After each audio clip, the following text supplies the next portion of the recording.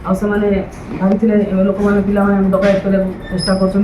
112 को आमको कल करते आम सागे सागे सिंगुड़ा पुलिस सागे सागे जगह पहुँची पुलिस को देखी से पड़े जे जहाँ पैसेंजर किसी असुविधा न हो से प्राइमरी ट्रिटमेंट कर पटांगी आम एस्कॉर्ट कर छाड़ी तापर आमर से ड्राइवर जी डम्बुरू सागर सी आसिक थाना गोटे रिपोर्ट देता आ रिपोर्ट आम गोटे केस कर सुमिलुड़ा पीएस केस नंबर 84 सेक्शन हूँ 310+4 310+5 ऑफ द BNSS और 3 prevention of damage to public property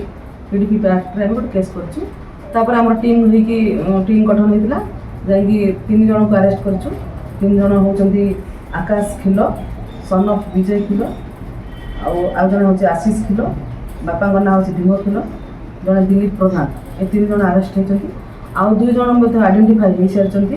खूब शीघ्र अरेस्ट कर संक्रांत आम गोटे जो बोलेरो यूज होता OD 10 AD 4004 आम सीजर कर आज एम फरवर्ड हे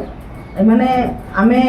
कन्फेशनल स्टेटमेंट भी नहीं समस्त राजी हेले आम ये घटनाटा घटेचु आमर उद्यम थी किसी लोक भयभीत कर डकायत कर उद्यम थी।